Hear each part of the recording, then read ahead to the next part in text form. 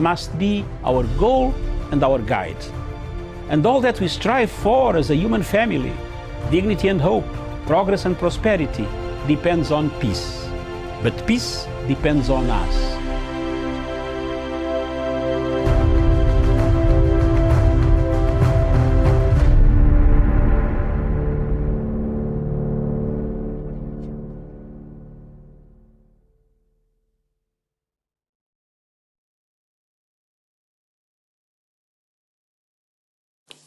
This is a presentation in which I say it's time for an African narrative.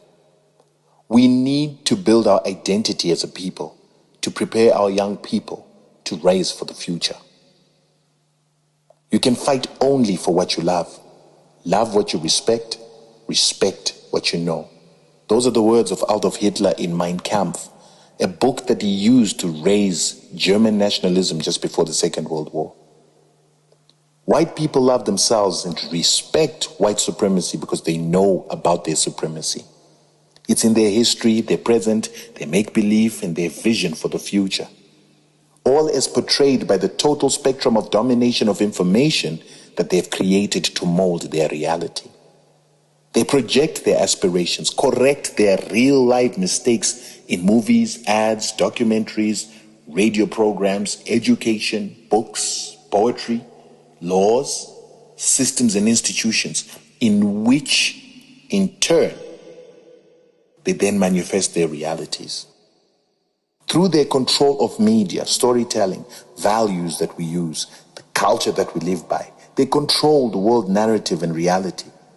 Sadly, every time that we use their narrative, they stamp their culture and values top of our minds, in turn programming our cognitive mapping.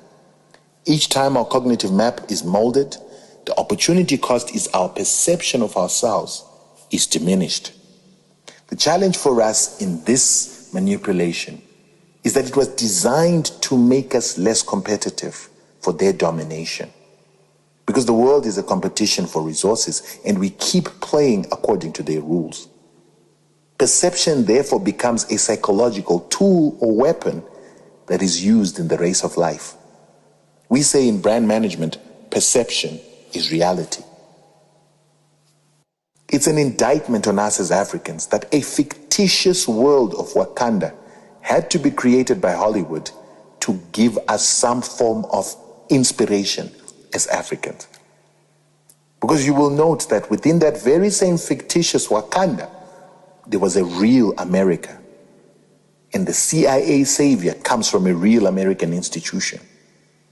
This is all part of the system of brand creation and the attenuation of the African identity. The reason that happened is because we, as the older generations of Africans, have not understood the importance of building and packaging an image of Africa's greatness for our children to inspire them. So we continue to leave our children in the hands of white institutions, which were mandated to actually attenuate black minds. So before Africans can even dream about a renaissance, we need to start understanding the power of the mind and imagination. We have to start afresh and package our values, culture, inheritance, write and rewrite our own history, so that we can package it and give it to our children as a reference point to build self-love, confidence as they move into the future. History is the lens we use to see into the future. For through history, we shape the future. As Africans, we need to remember that we are a great people. Greatness is in our DNA. Our ancestors built the pyramids. They taught the world to read and write. They created irrigation systems, started agriculture, created paper, and the first universities. We must use this heritage to build the esteem of our children, to grow their personal pride, lift their self-confidence, while using that to build a race identity and common interest. The biggest deficiency in African culture is our lack of awareness of our history, our inability to articulate our historical achievements and our contributions to humanity. Yet what's ironic is we are a culture of storytellers. It's counterintuitive. Therefore, most African nations are built on the premise that their history only starts with the arrival of the white man. Most black people's history starts with slavery, colonization, as if we didn't exist before the arrival of the white man. As a result, in their minds, we are slaves, colonized people who were advanced by whiteness. This is why we don't believe in ourselves and why our kids have no inspiration from Africa. This is why our people have no confidence to create, because they think they are not capable. However, the facts are, we civilized the world. We invented the first writing systems 3,000 years before Christ, while Europe started writing only 1000 BC. We invented geometry, architecture, astrology, which is what we use to build the geometrically aligned pyramids in Egypt, Sudan, Ethiopia. Our geometric knowledge was used to build the great steles of the Sahara, the great Mutapa Empire in Zimbabwe, an empire that had cities of stone, where granite rocks were cut into perfect rectangles, layered on top of each other, without any mortar. Ashanti gave the world gold that built Cairo, Baghdad, Constantinople into the biggest cities of the time, where all the gold was flowing back from Europe as they came to buy from these big cities. And it's at a time that the biggest cities in Europe only had 20,000 people to 35,000 at most. The biggest university, and the one that still exists, and the first university, was built at that time in Egypt too. All this information says that Africa built the world. But this is information that's not sitting in the hearts and minds of Africans. So what use is it? For while our people don't know their history, the white-owned media is telling them that they didn't exist when Jan van Riebeeck got here in 1652.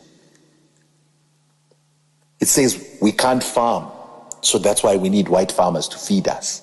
We are corrupt, hence we need supervision from white people. And we can't own commercial banks or run businesses. But all in the while, the richest man on the continent is a black man called Dangote in Nigeria. Worth $15 billion. He's got more money than even white monopoly capital in South Africa. He's following in the footsteps of Jaja of Opobo and the palm oil families of old. And he made his billions despite Nigeria enduring a century of colonization. He banks his money in blackout banks, operates in a country where MTN South Africa makes its greatest profits, and the country is governed by black politicians. It's time we controlled the narrative in the minds of our people. Yes, we don't own much media, but we have a big advantage. Access to the most effective instant communication platforms that reach our people instantly and intimately. As people who come from a culture of storytelling, it comes without saying that we must speak to the souls of our people through rich content stories, using visual, text, audio, and graphic. In this connection generation, we must leverage technology and the sharing of information to talk to the hearts and minds of our people without intermediaries. Our people are under hypnosis, mind control. It's our responsibility to reverse this possession and mental occupation through smart counsel, interesting communication. Besides telling history, we must educate our people through knowledge about how the world works and how it's a competition between races. We need to simplify complex concepts and package them simply for our people to understand. Things like how slavery and colonization were the worst forms of corruption and crimes against humanity must be a given. The fact that our people lived a prosperous life on this land with sustainable farming practices, sustainable building practices, consuming without depleting for thousands of years before the white man came, which is why the white man had to come from a filthy, disease-ridden Europe to come to a continent with clean water. Animals are not depleted, trees are abundant, clean air and health. And only on the arrival of the white man do we start to see the depletion and the filthing of our environment. We need to teach our people how the Constitution has legalized European pillage by using European laws, systems, conventions, values, and cultures, while ignoring our customs, values, and laws. And yet the laws that are supposed to prevail in our continent and our countries is supposed to be the law of the majority. But what is most important about this endeavor is that we must remember that we're competing with the biggest companies that have huge budgets, skills, and resources, like NASPA's huge 1 trillion rand largesse. But to dominate the share of mind, we must beat them at their own game. We must be more creative, informative, have captivating content that reaches people in the palm of their hand and evokes their emotions before they get contaminated by mainstream media. So I'm appealing to our rich African business people to invest in a project in which we start to digitize the history and heroes of Africa. It is sad that the history of the Khoisan exists in books that were written by white men. Mutapa is superseded by the fictional creation of Sun City. It boggles my mind how when you Google the city of Benin, you only see scant information and you see nothing on Jaja of Opobo. Yet we say that Africa must leapfrog into the fourth industrial revolution. But how do we do that without content? This is the information age, but we're not creating digital information, digital content. With what shall we lift our youth and their spirits?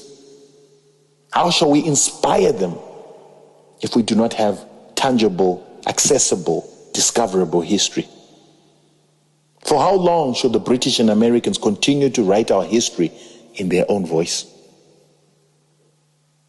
For this, I'm appealing that we need resources to harness and package our history in a manner that is going to inspire our youth.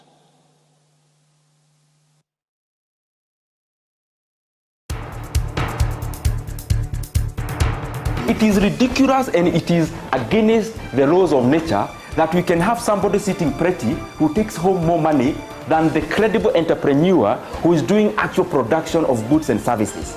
We always say it as it is.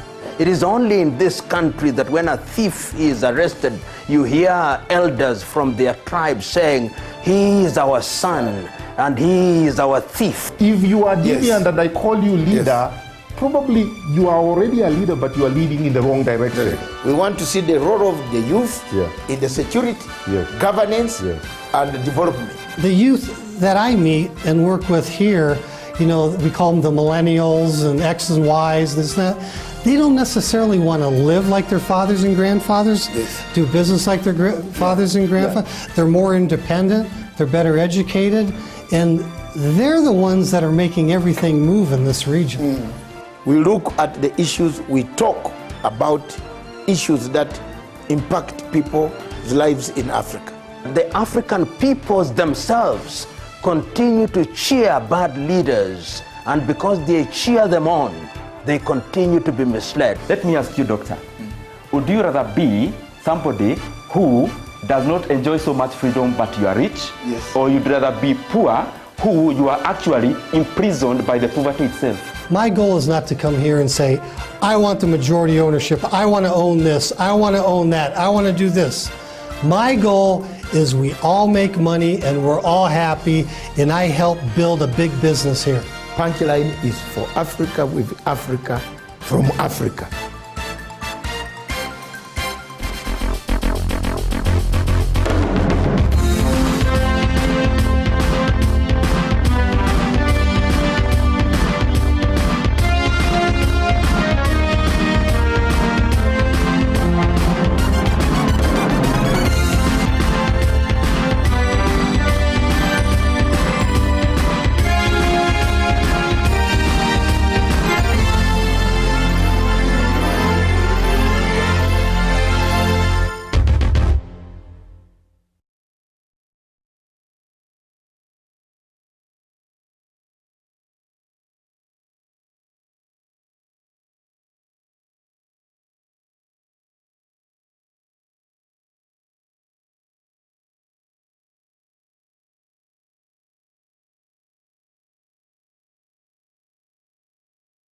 In 2030 and 2063, a lot of things are happening in Africa that need a way forward.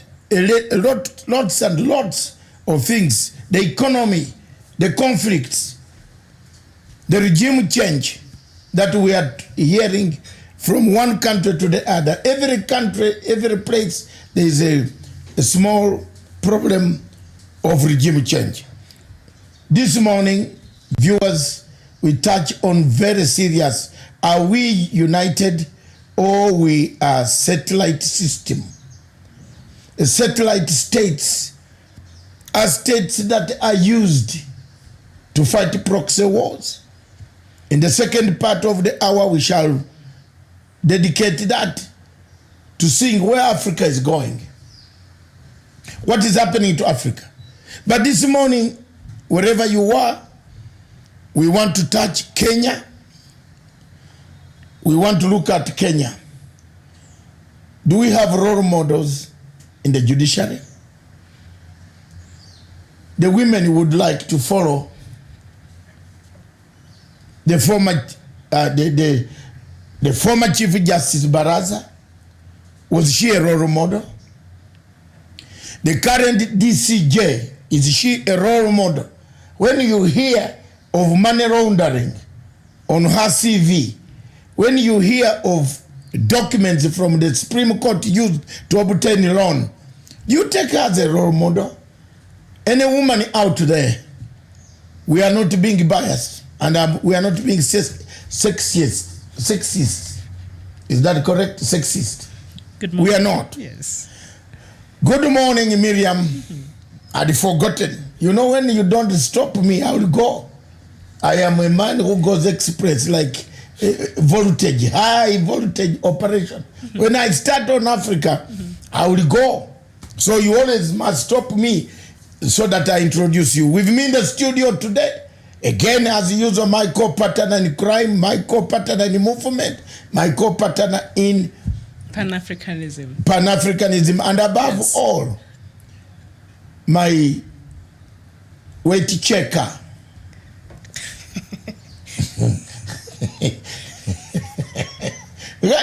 She's my health instructor. It's just a Coke. Yes, she's telling me I should never taste any beer. Coke, no. She has made it clear, and I'm beginning to see a lot of things in me. I think you are right.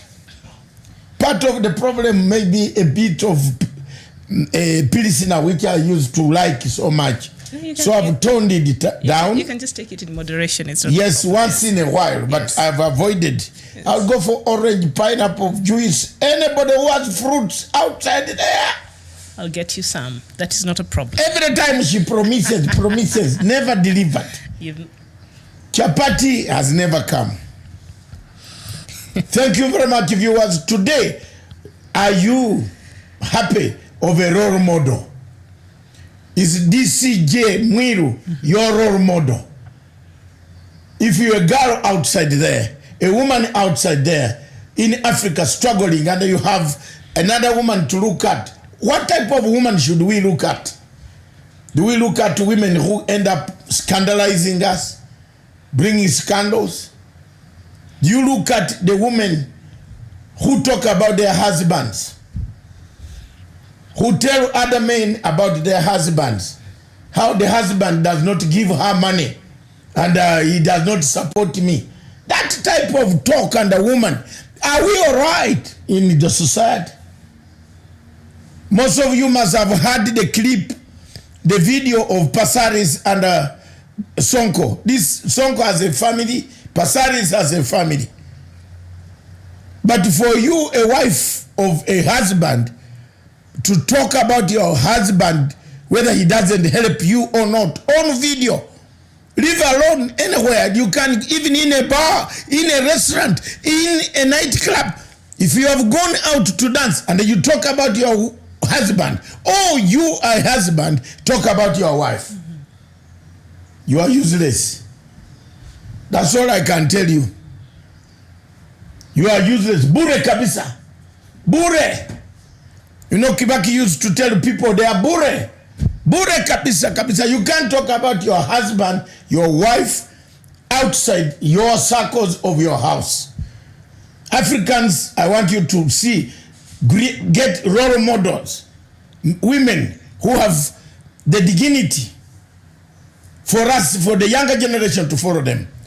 Therefore, is the Chief Justice, Deputy Chief Justice of Kenya, a role model to Kenyan women? Anyway, the answer to me is no. If you have a yes answer, keep your questions coming. She is not.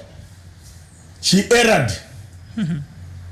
If Baraza was sacked for merely touching the nose of a woman, and this one is still in office for having taken even letterheads, what about if we give her the Chief Justice?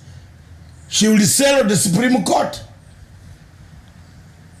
The land title of the Supreme Court must be kept very far. By the way, the government in Kenya should be very worried about the people who like land so much. Because we should be starting to check the land titles of Parliament, the land titles of State House, the land titles, all of them, where are they? I am saying it for the sake of Kenyans. Whoa. The land title of all ministry buildings, Vigilante House, and schools. Schools, yes. Who is keeping this land title? Oh? Public hospitals. Public hospitals. All public lands. By the way, we must do this, man. Jemen. Yes, on a very serious note. On a serious note, Kenyans, check these land titles. Whoa. There are men and women who are interested, like, in land titles, in grabbing land. Oh, we need this. Please, President, Mr. President, send a team to check on these titles. Because we might be there, they connive with the bank and put the land title of police headquarters. And as the police are doing their work in the police headquarters, their title has already been taken. We must check on this. The people of Kenya, please check on your land titles. There's a crop of leadership that is very interested in land matters. Deputy DCJ Mwilu is doing land. You remember? She was buying land. She used letterheads from the Chief Justice's office without the consent of the Chief Justice to apply for loans. Now, if that evidence comes out in the JSC on a camera, do you want to go through that route? Maybe Madam Mwilu, do you want to go through that route and do what? And tell people that you did not use the letterhead? They got it in the bank where you had applied for the loan. And the bank manager is already convicted. You know the situation of the Chief Justice, of the Deputy Chief Justice of Kenya, is equivalent to the situation of the Minister of Foreign Affairs of Uganda. The man who gave the bribe is convicted 7 years in jail in the United States of America and accepted he did pay a bribe. So you are like also convicted already. Because when you go there, it's your word against him. And he said that to get a lesser sentence. Otherwise, bribery in the United States could be a life sentence. It is a serious crime, yes. It's a serious crime. So if you are the Chief Justice, Deputy Chief Justice, you conducted yourself so badly. The people of the bank have been fined, they have been sent away. Some could not serve their sentence because they are too old. The owner of Imperial Bank could not serve the sentence, you remember? Some of them are already convicted. So what will you say that you did not write the letter? The best thing for you to march out. Get out. Don't show your face near the court, because the court needs new blood. The court needs role model. The court needs judges who have nothing to fear about the public. The judges who are pure, white. Beyond reproach. Yes. Use that word, reproach. It's not there. You are tainted. You can't be in the same court. You have won this case, but there is another one. There is another journey. Why should we go? We haven't even gone to the merits of the evidence. It is up to the courts to go. But going by the allegations alone, if they are taken to the JSC, I think the Chief Justice, the Duke should ask favor, talk to this lady, ask her to quit. All relatives of this lady, husbands, children, uncles, fellow lawyer, mafia lawyers. Do you mean ex-husbands or just husbands? I don't know. I don't know.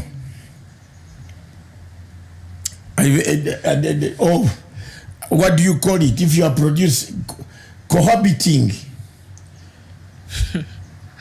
Fellow cohabitants? I don't know. You cannot say that. Fellow cohabitants. Yes. Okay, he said that. Cohabiting. Fellow cohabitants. What can we do? People lie. Women lie here. Why do you lie? Cohabita. Cohabitants. Fellow cohabitants. So give advice. For me, I'm giving advice that the Deputy Chief Justice just step back. There is a time when you come to the stage, take your stage, do your play, then go back. Maybe she's just in the second act of her play. You know, plays have several acts. So maybe she's just in the second act of a play and has several acts. She feels she still has some work to do in the Miriam, your contribution, Kenya. Go ahead. In the judiciary of Kenya. So maybe she feels that there's work she needs to do or something she needs to achieve professionally as a legal mind here in Kenya. And so, yeah.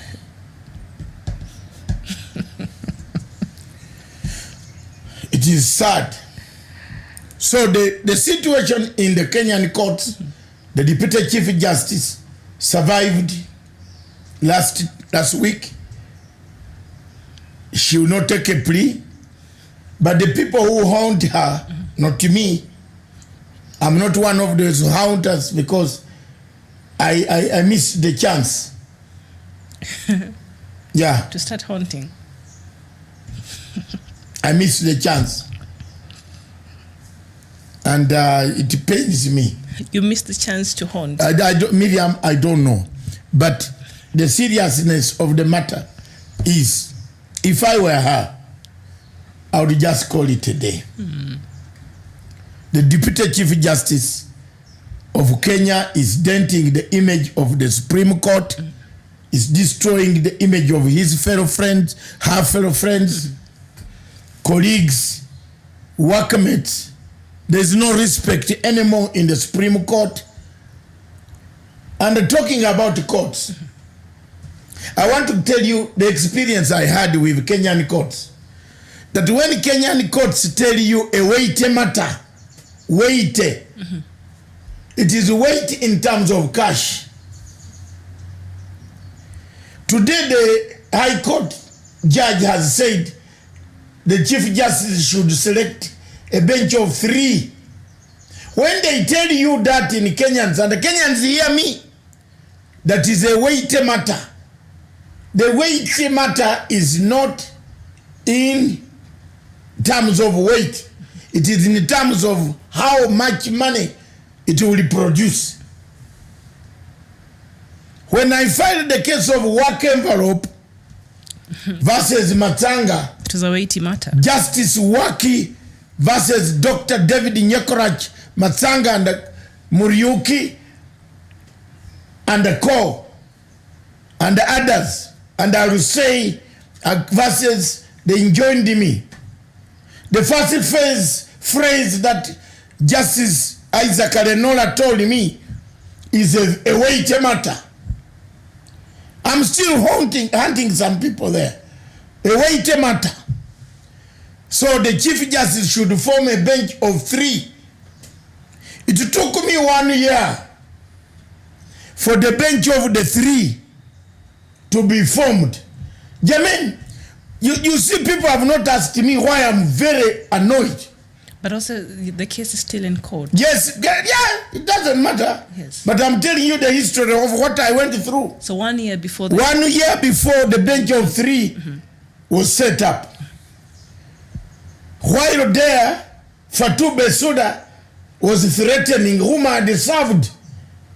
I flew with my money, went to serve Fatou Bensouda. To go through to serve Bensouda, you have to go through the embassy. You have got to go through the Ministry of Foreign Affairs in Kenya and the Ministry of Foreign Affairs in Netherlands before you serve Fatou Bensouda. I did that using my diplomatic contacts in Europe to serve her. Imagine now a poor boy, a poor man, waiting, walking this, coming back. Listen to me. 1 year, how much money? It's a lot. Money was gone. Money was gone. Isaac Arenola just put water on my case by saying we need a 3-man bench because the matter is weighty. So I've seen this breaking news this morning that the case on the currency case of Kenya is weighty. What weight is in the currency? The currency is as light as paper. Is there weighty? It's a matter of very public interest. The public interest is where? There is a difference between a portrait. A portrait. So the case has started today. Yes, they have now said the weight matter. Then the Chief Justice form. You know what the Chief Justice is gonna come back? He will reform this weight matter in November. No, but I think this one has been petitioned under the agency. So this they'll have even if it is under agency, you might not finish it. But is it not the This is a delay tactic by cartels. That's why some of us talk to the Uganda government quickly. Yes, some people think we don't talk to government of Uganda. No, some of us are known in those circles, including Museveni himself. I told you here, I have 8 numbers of President Museveni. I can get him. So if you are an intelligence officer sent here to look for Matanga, don't waste your time. Because I talk to him. I'm now telling you frankly. I talk to him. I pick a phone if there is a phone issue. There's a weighty issue. Yes, weighty. So some of us last night did not sleep from when we said there are some people in Kenya who bank money in Uganda. Check Help Kenya. Help Kenya. close the loopholes in Central, in Uganda Commercial Bank. We know them. And it's a weighty matter. Indeed, it's weighty. Go to the headlines in Uganda. We don't just talk. Some people here think we talk. And we don't talk like that. We want headline anywhere we get it. I don't know why people underrate some of us. We were in school by 1980. That is how we had finished our secondary school by 80. By 1974, I had finished the O level.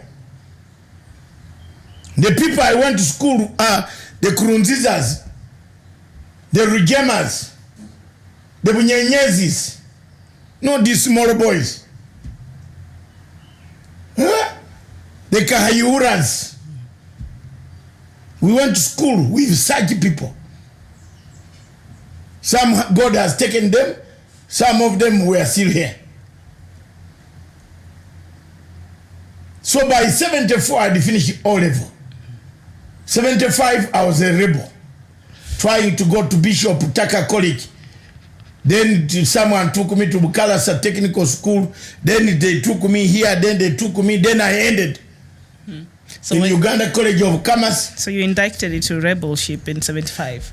77, okay. Fully indicted. So you became a full rebel. Yes, with induction operational zones. With full honors. Of how to use AK-47.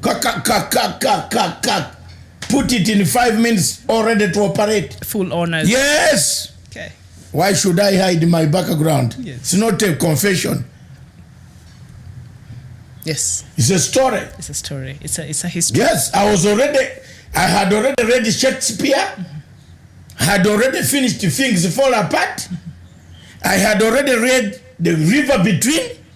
I was already well calculated a man on earth when people were just going to primary school. So don't msimiambie watu. Yes, so if we want also, I want to thank the government of Republic of Uganda for listening, for helping the Kenyans in sweeping these fake notes. Keep it up because they are going to come vene. Some will come in trucks, some will come by helicopter. Check them. And if you remember on Sunday during was it a rally or a prayer meeting, I don't remember, but some politicians said, why are they taking so much time before they bring this new currency here? Because they're saying the October 1st deadline is just too far, they should do it even tomorrow. And yesterday, a surprise move, the CBK bank governor said, actually this money is available and this is how much that is going to be in circulation. So do you think they were shocked? They did not expect that the money, the notes, the currency is ready for use now. That's why they got another a member of the East African, such a person who is rumored in so many drug things. How can he file an application? He's just filing to cover up. He was paid. You see, these people forget their own telephone. The same security agencies listen to your telephone. Even if any MP here, when you are using the phone, even if you use your daughter's phone, the smaller one, Mulika Muizi, your voice is taken. The intelligence system in Britain cannot leave you to walk like that, especially when you are a security risk, or both ways. People could harm you or you could harm people. So they do, come to my office, let's meet in the other office, not this one. They are listening. And then they get the money in the morning to go and file an application to frustrate who? Uhuru Kenyatta. If we have been having Uhuru Kenyatta's, Mzee Kenyatta's notes in the pocket up to today, what is it that you want to change now? Don't you have the 100 not 1,000? So that is for Okiya Mtata, but Simon Mbuga was saying that the reason why he's petitioning is because Kenyans were not consulted. How are we supposed to... How can you consult a thief, Mwizi, the bank to consult a thief that are making new money? How he wanted the governor to come and put a forum and making new money, therefore, then people would just start either slowing down or putting this money in the bank. How could he consult?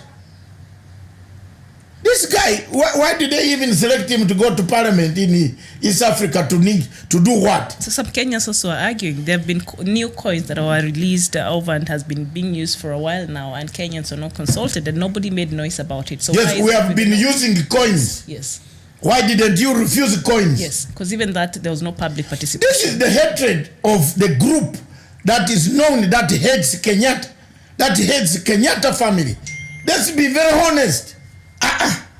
You Kenyans go on and go on and go on. You don't tell this. There is a group that hates Kenyatta family here, and that group is known. But the time other people will turn on them also is coming. They paid this man to go and file an application of that nature. We have been having Kenyatta's notes in our pockets for a long time. Isn't it? Even now we have them. Why don't you refuse them now? Why didn't you refuse them? Kenyans, please stop being petty.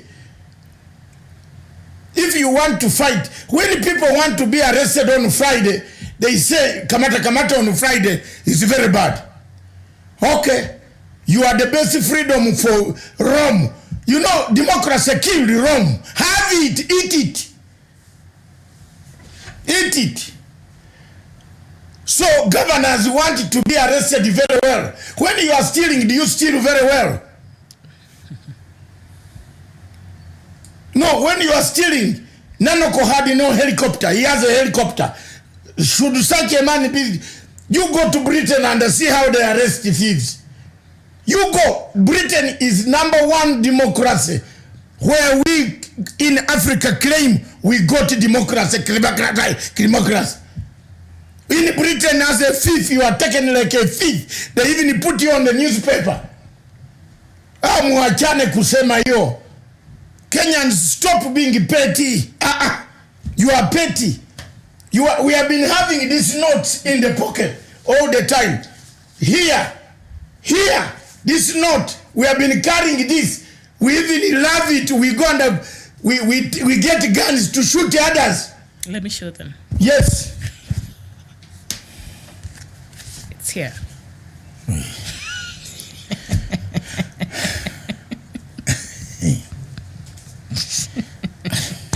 Thank you very much. I needed to calm down. Don't worry. That trade was going down. We have been having those notes. Yes, we've been having those notes. Surely, Miriam. We have been having notes. Yes. No, you can have it and show people. Okay. If it has been taken away from you, God said, even the little that you have, the Christian woman like Miriam will take it away. Hey! Why? These notes have been in the pocket, Miriam. We have been using them as legal tender. Yes. And it has a portrait of Jomo Kenyatta. Now, the one that is coming is not even a portrait. It is part of the KICC. Yes. A symbol. If Article 131E of the Constitution says the President of the Republic of Kenya is not an individual, he is a symbol of national unity. If you have studied law, unlike the law started by Otiende Amolo, very little knowledge, but very big voice. He has a big voice, but very little knowledge. He needs to increase in knowledge with another degree maybe. because he doesn't have the qualities of analysis of that section. What is a symbol? A symbol of national unity. George Washington, the dollar we have, died almost 250 years ago.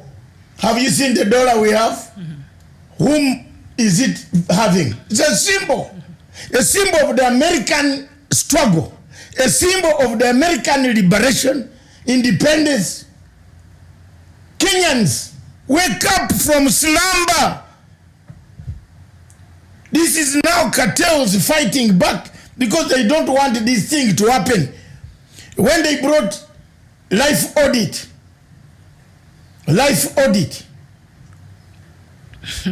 Senator. Not to teach one. That happened. No, not don't. We are coming to the teach one where he lied to the bank. To the World Bank. Yes. But that got you know me. I hate liars. Just tell me we had tried, we got the money, but we are about to start the exercise. Don't talk about wrong things and a lie. God will not be very happy. If you are confessing, you are Lazarus, bring what you took, then confess. Don't lie. So when you look at what has happened, you get to the point where you find a symbol of national unity, like the symbol of George Washington. Is not a portrait, it's a symbol of the American struggle for independence and American struggle for the rights of the people of America. We have been having these notes, as you see, with Kenyatta's head only. But at least now, they have increased the highest building in Kenya. Even if you hide the symbol of Jomo Kenyatta, the tourists coming to go to KICC will see it. It's a matter of real hatred. Jermaine, let's be honest. So now what will happen with the notes that the CBK governor... Let's see, we are watching these judges who have started. I have told you the story. They all link. The judges who started by saying, wait a matter. Wait matters. Someone is bribing the judges. The president should check some people who are working to make sure that they remain with some judges in the Supreme Court. Remember, before 2022, there are several challenges in that court, which might leave some people without a vote. 2022. Yes. So some people are playing with the court. Why do we hide? Why do you Kenyans hide? You know, when you talk the truth, you die once. People who plan to kill others are known with darker hearts. Yes. Yeah, because according to the CBK governor, we have about 217.6 million, the total of number of 1,000 notes already in circulation as per a central bank data. So as we speak, that amount, that currency is ready to be circulated into the Kenyan market. So when they go to court, will this even change anything? So no, we shall have the money. We are testing it on Saturday. They said it will happen from Saturday. Oh, that's why we need to get rid of these old ones. No, I'm not getting rid. I don't have much. I have got rid by you. You are not returning that one, my dear. Do you have another one? Yes. Okay. We need to get rid of them. So you just...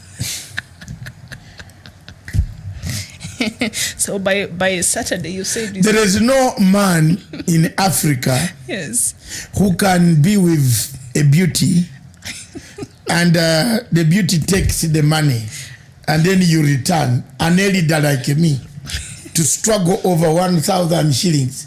I was just showing. In front of the cameras would be... So for viewers, especially, Mr. There is one viewer here who likes you so much. I've left that 1,000 shillings as a model sample. Yeah, I'll show you guys again later, or he can bring another one. We continue showing. You see?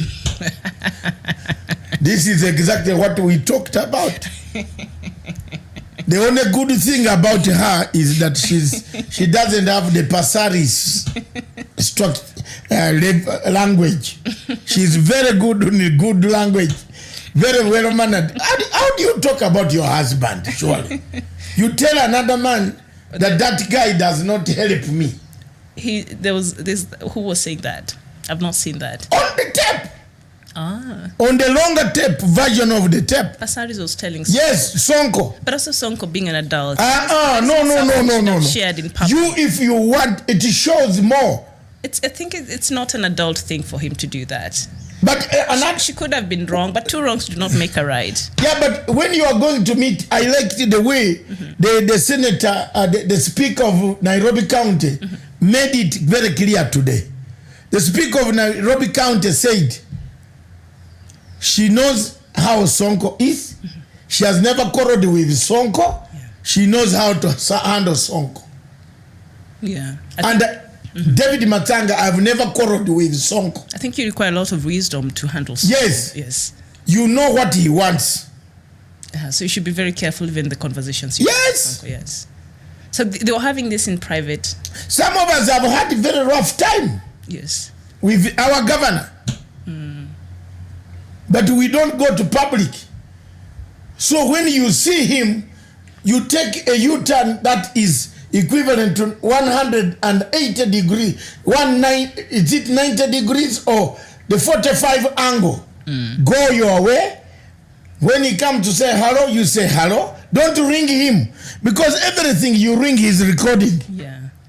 And he will display it. You should work for the intelligence service. So, we are with Mr. Sonko, we could be I will never ring him. National intelligence. I have never tried to ring him.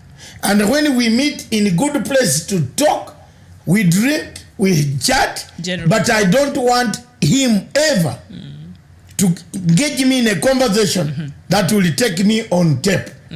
It's true. He's a very good guy. You know, during elections, I am the one who stood on television and said, education is knowledge, not education. Education adds tools, but if a human being like a Sonko has knowledge, up to now, you have elected him as... So that you said then, and right now, what do you think? Are you going to eat those words back? I have not eaten the words. In fact, he has got a master's degree now. He went to he was studying every evening and he has a master's degree. Oh, he has? Yes. He has a master's degree. But now when you look at his leadership, how do you rate him as a Nairobi governor? Is he doing this city justice? I know Kidera is already in court, so we had another bad one for the other time. We have a PhD holder yes, who kept on meeting people at the petrol stations, supplying money. Is that not a PhD holder? So then we, from a PhD holder, we lowered ourselves to another man who has different characteristics of operation. So such a man, don't call him. I like the way you described him. Yes. It's a perfect description. Yes. With Sonko don't. I have met him. I always have Mary with him when we bump into each other. There's a time we bumped into each other on a Shipai. But he's my friend. He left me a very big bill of 120,000. You footed that bill? Yes, I paid. Ooh, but why go and tell people? You just did. No, I've just said it because he knows. Yes. But when I met him, what I did, when I met him next somewhere, I also hammered a bill and I left. The same. We are friends. Finished. In fact, me, I took more, 200,000. What did you drink? Was it? No, I took it. Okay. I saw money was brought. I said, I'm taking it. You remember that thing there? Yeah, you do it. He's my friend. Sonko is a very good man. Sonko is a good man. But a wife of a person married with children, why do you discuss your husband? Jermaine, don't harass Sonko only. Harass also Pasaris. This is not the first time. Wait. They did that in... This is not the first time Pasaris is knocking heads with Sonko. With no, not only Sonko. Pasaris knocked head with Miguna. It was a bad show. Miguna was just bad on that. Pasaris went back, they were tearing, they tore each other with a lie.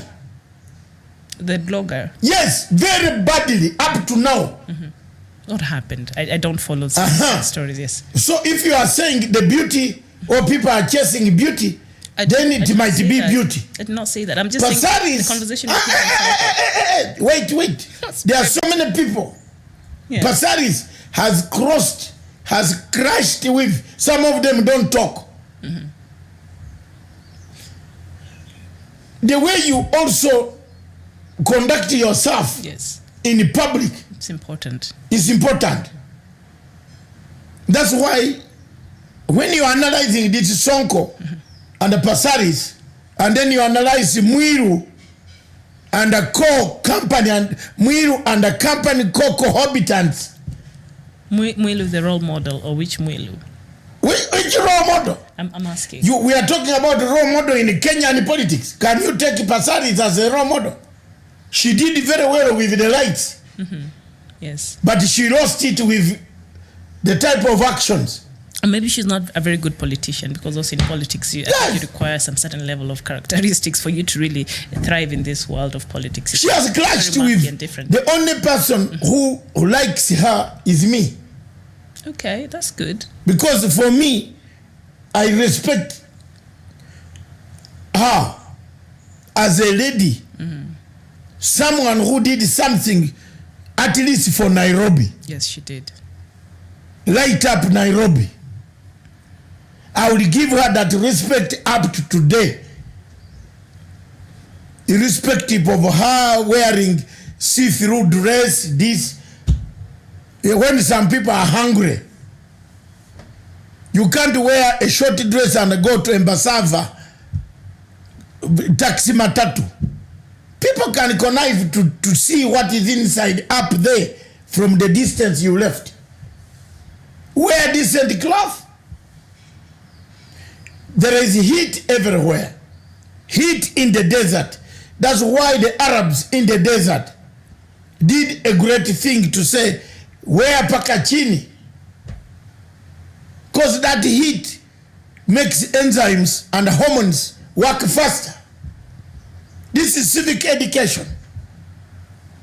Yeah. Civic education is for the NGO. Are you starting one? No. Okay. I am now being volunteer. So let's just leave I'm that. a volunteer of civic education. My wife cannot wear that's the mini and that you are walking. No. We can't go in the same car when you are in a mini. Maybe she's wearing one right now. No. You're not there. Strict instructions. Yes. Don't wear mini. A mini dress, what London, there is heat that you wear, what? Who try it? Summer is coming, you know. It is already there. She can't. She respects herself. She's a Ugandan woman respecting herself. Okay. Not this. How do you wear? You saw the South African vice president. The wife wore a white pant to show who? You mean the people who came there in the function didn't have women? To show the husband. Oh, you are showing all of us. The husband. That was meant for the husband. So the rest of you just oversaw. Decorum. Yes. That was not appropriate for decorum. The African. Why Pasaris is loft? Decorum. Lack of decorum. Lack of conduct. Look at the words she speaks on the phone. Lack of conduct. That sounds like Sonko. Good conduct. Both of them. But on Madaraka, the Sonko was wrong. Let's just agree on that. No, Sonko. Even if no, Pasaris you are saying Sonko have a private conversation. Sonko is that one I can buy. Yes. Sonko was under Sonko. You see, I've been trying to sell you that that shame, you can buy that shame yes. of women, that shame of people in Kenya making mistakes and they don't resign is very bad. It better starts now.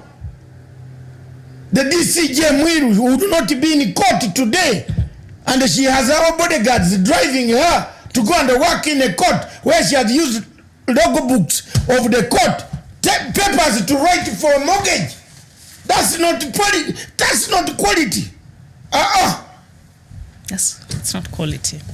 It's not quality of the type of governance we are looking for. You can't be in the court when you store paper letterheads to apply for a loan.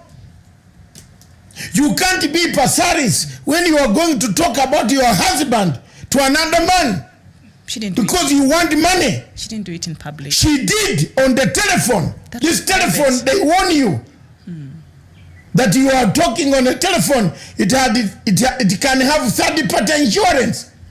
There's somebody listening, and you are a high officer of a senator or a woman rep. The government would be very stupid government that will not tap your phone. Yeah. Am I wrong? Magufuli taps all his ministers' yes. phone. So you are going near the president, you are going near the deputy, you are going in the parliament, you are talking to ambassadors. Your phone should be tapped to find out what you do. Even in Britain, they do it. They do it. Otherwise, people would plot to kill the queen. That's true. Even a lot of this, I have a friend who works at the ESCC. They tap her phone. They tap because it's a very sensitive institution in this country. So yes, that is understandable. But still, Sonko was wrong for doing that. You see, your husband issues are in the bedroom. You don't bring them outside, even to the children. John Clark. Not John alone, even me. Okay. If I want to fight with my wife, I close these doors. You can only hear me shouting on the top, but you won't hear what I'm delivering to her or she's delivering to me. It's our issue. And let women in Kenya learn this. Hii mambo ya kusimama on top of roof churches, church roof. Stop it. That's why people fear you, run away, they go for Ugandan women who are very disciplined. Hapa bibi Kenya kama unapenda moja paka atatangaza nchi yote mzima. Ikuwe na taa mzima mtu watu wajue. Ala ulisema mimi sijui Kiswahili. Sikia Kiswahili yangu. No, you're not going to run away from the topic, from what you're talking about. Wachana na Kiswahili. Wacha tulete Kiswahili. Leta Kiswahili yako Miriam leo tuone. Wachana na Kiswahili. What are you saying? Yes. Wait. We are teaching good manners. The role model. Yes. The role model of the Deputy Chief Justice is she committed a crime. She has committed some crime, even if they are not proved. Allegations always make you tender resignation. But we don't have that moral authority here in Africa. We don't. So moral authority has collapsed because you are waiting for your husbands who are in high place to cover you up.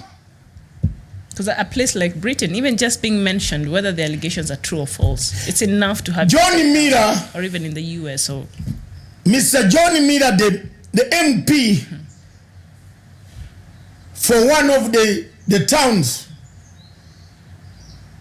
one of the boroughs in London, a Conservative member of Parliament, was a minister in Margaret Thatcher and the John Major government.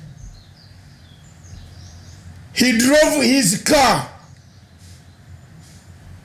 He was a very good fan of football. But he drove his car, official car, government car, and he got tired. Yeah, the MP for Chelsea. I know that story. Yes. He got tired and parked the car in the red district. He got tired. No, this is exactly the story. He got tired, he parked a car in a red district where this beautiful wazungu with tall legs arrive. So that was on purpose? No, they arrived there. All right, he got tired. He was tired. Okay. So the paparazzi, the motorbike people, boda, here they call them boda, there they are paparazzi. When we see you with a motorbike, we know you are doing deliveries. By the way, I know how to ride a motorbike very well. That's good. Yes, because I've done deliveries. You got one when the CS for the transport did not want cars to get into town, and we missed an opportunity to I'd got a bicycle this time. He killed our dream of riding the bicycle. I would have gone 6 feet by now.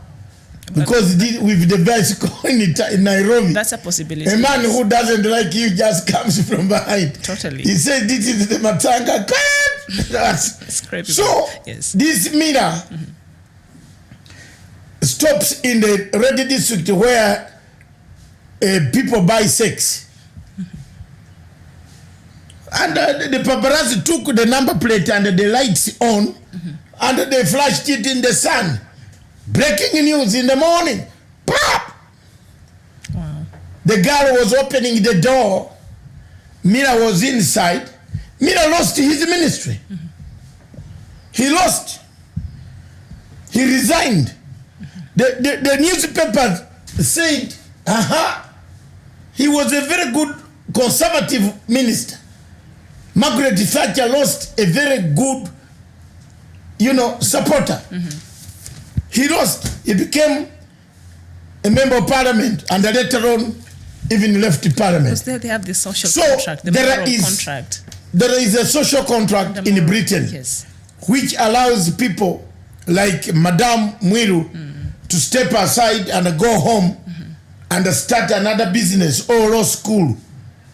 In Britain, when you have done your crime, after 5 years, that crime goes off. Okay. So it doesn't. It's not a permanent. Then you start. Yes, you start afresh. Okay, that's good. Especially on petty offenses. Okay, on petty offenses. Yes, like driving, drink driving. Unamwaga bia kureti tano mzima kwa tumbo. Unaanza kuvuendesha magari. People do that. Yes. Okay. And they are excited, beautiful.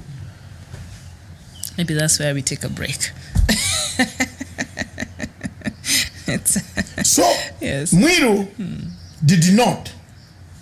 has not, and it looks she's gonna stick. I don't think she should stick. Let Kenyans converse this, pick a discussion on this. Do you need a deputy chief justice who might become the chief justice tainted?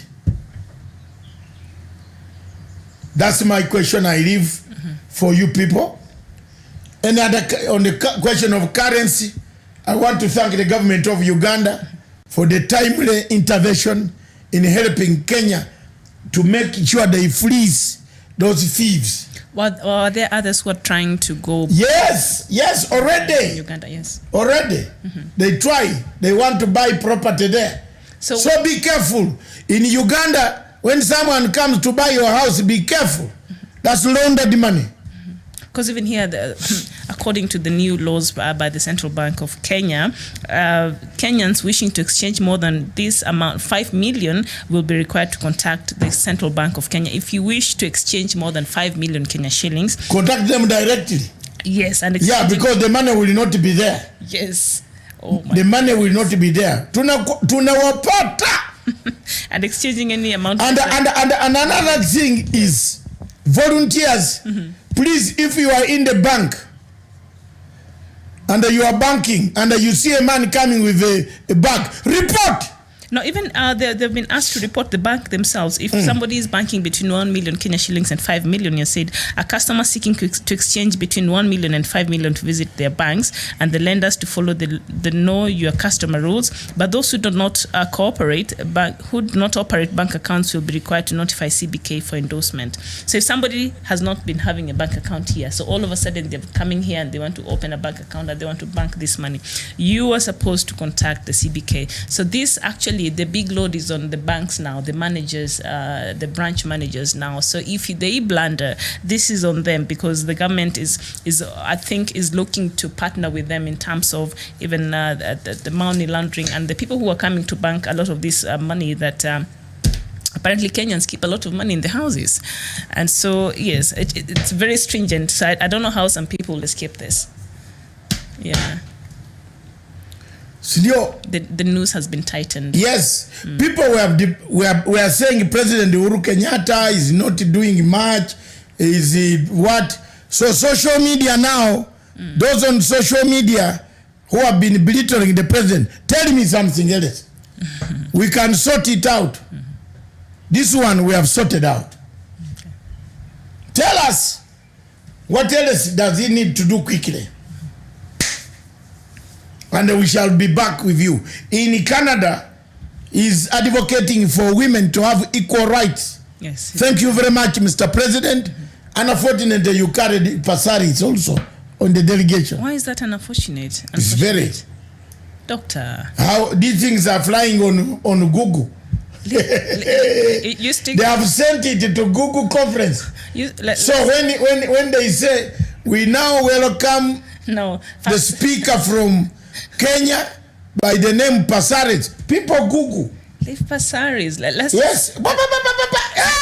Settle your scores with DCJ. Just leave Pasaris for now. I like her personally. Maybe I'm just biased here. She's not all that terrible compared to a lot of these characters we see around. People are not honest. Look at what Mr. Beer is doing to the easy people there. Africa, we have no manners. We are very bad in keeping manners and the bad manners. Have we passed over time? Yes, and I think that we have passed 12 minutes. It's about time for the African we want to come back. Do you hammer this African news? Yes. Go ahead. I will stomach another 45 minutes. Then later on at 2 p.m. 3 p.m. Let's go for the big one. All right. Yes. Okay. The uncensored. It's a long time since we did our uncensored topic. Tawish, yourself and myself, we want to do it this afternoon. There are so many topics that will interest so many people that we want to talk about, especially the Deputy Chief Justice conduct. Okay. Conduct. Yeah. All right. And the Uganda government newspaper and the directive. Thank you very much, Bwana Museveni, and the president of the governor of CBK, of Bank of Uganda, and other traders at the border. They want, you see, Uganda has mobilized the unit. They want all border points, all money changers. No disposing. Yes. Don't handle Kenya currency. Enda kwa bank. Things are hot. Because normally trade between Kenya and Uganda is normally very easy. It's not like Tanzania. So we sort of get along very well. So there's not been too much formalities, especially in trades and border trades. We also want to take this opportunity to thank our Muslim brothers.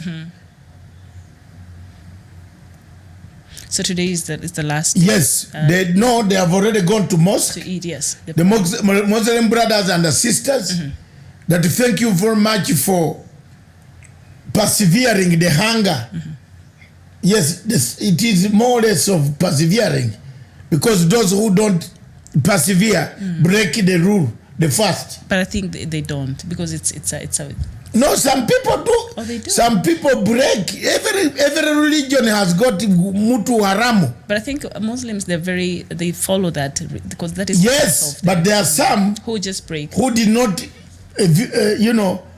fast for the days. But there are exceptions. If you're sick, or if you're a mother, unless you are sick, or you're pregnant, if you are sick or you are sick in the hospital, yes, you need to eat, because that's it. But we want to thank all Muslims, yes, men and women. That is why Abdi Samad is not present here today. Yes. Yes, he's praying. He's praying in unfortunately, maybe London or Norway. Abdi Samad. Yes. He's not in Mogadishu.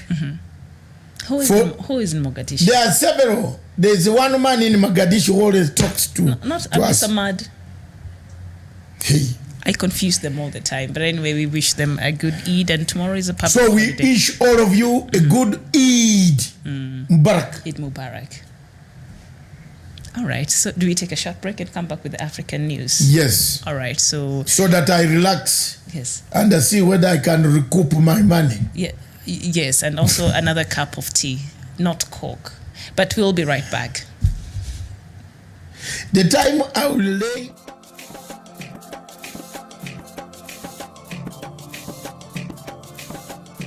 We discuss Africa. We see what ails Africa. And today, this afternoon, we want to see whether Sudan will permanently remain a sick child of Africa. Is it a permanent sickness?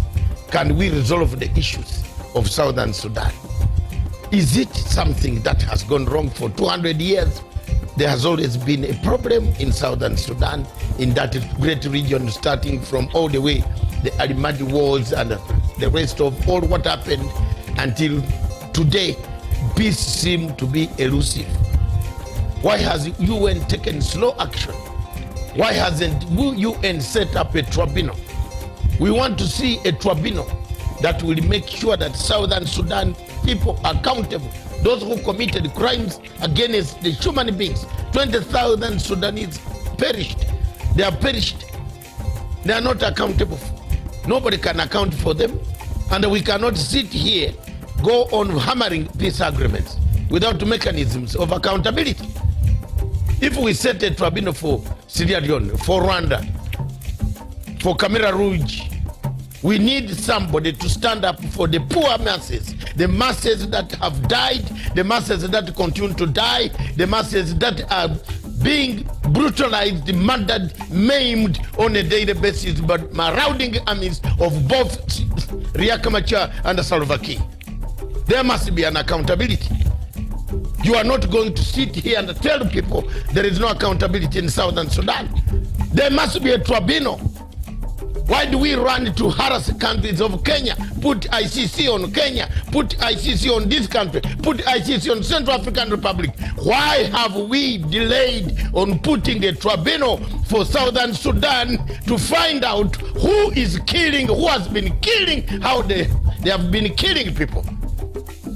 Let me speak for the people in Southern Sudan, the women, the children who have not gone to school, the children who have no medicine, the children who have nothing, who have been running since 2013, and the war cannot end because of two people. Let them face the tribunal. I'm not going to keep quiet as a Pan-African to see Southern Sudan being maimed, being tortured, being cut, dismembered.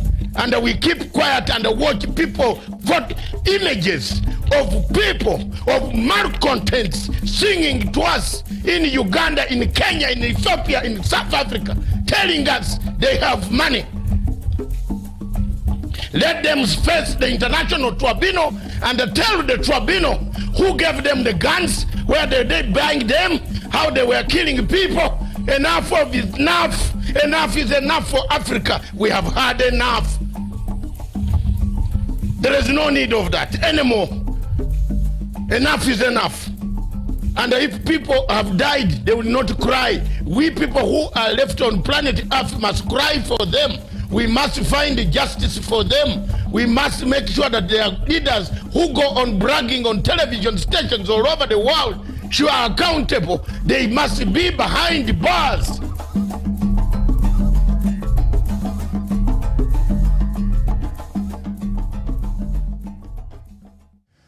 Thank you very much.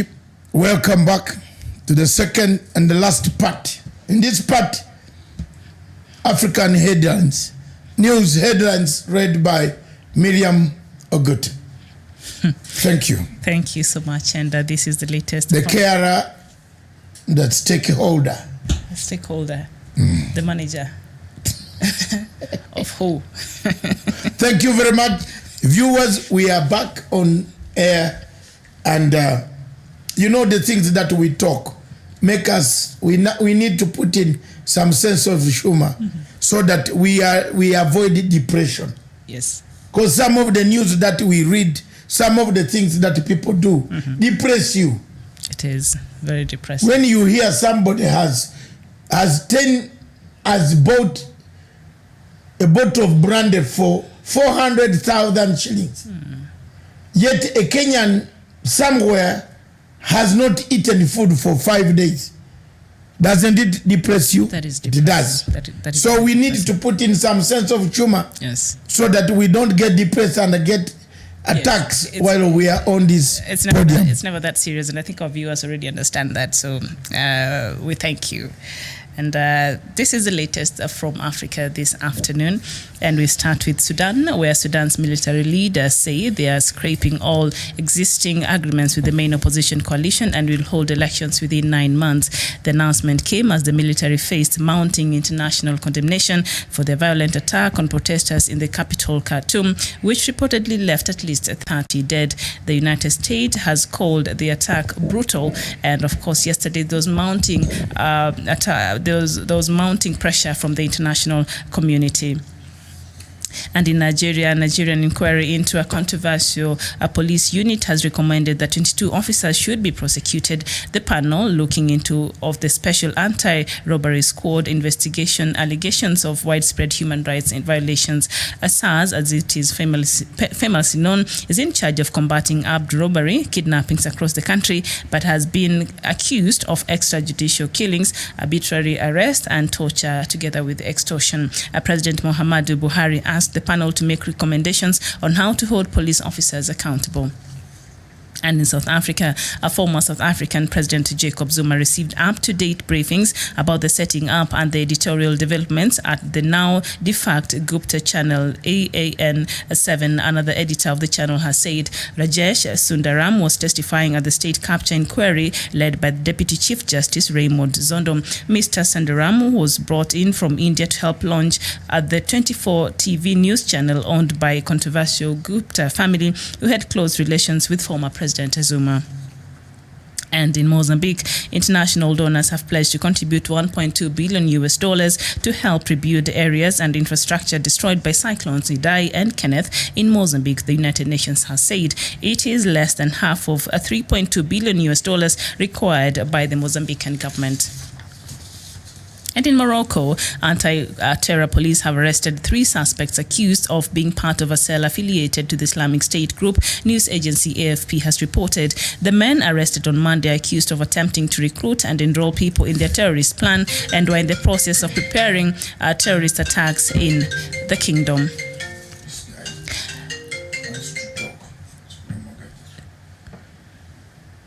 Hello? Senior. How are you? Fine, thank you. We are on live. We are on live TV. Happy Eid to you from... Happy Eid. Yes, thank you very much from Mogadishu. How are you? I'm okay, my dear brother. How are things? Not bad. Well, I'll call you later if you're busy now. Okay, thanks. Okay, and sorry for that. And we go to Ghana, where police have arrested a man who entered a busy Catholic church with a loaded pistol in Hamile, Upper West region of Ghana. The man from Burkina Faso was arrested on Sunday after congregants tipped off the police having observed suspicious activity from the suspect. Police say 2 rounds of ammunition was discovered in the firearm. And in Liberia, a talk show host in Liberia has turned down the government's offer to our daily police and security escort. The offer came after T-Max Jlate, host of the country's longest-running talk show 50-50, received a chain of death threats via text messages for speaking out against President George Weah's administration. A member of parliament from the ruling Congress of Democratic Change phoned into the program to disassociate the party from the threats. And in the Democratic Republic of Congo, a former Vice President Jean-Pierre Bemba announced on Monday that he will return home on June 23rd, further complicating President Felix Tshisekedi's rule.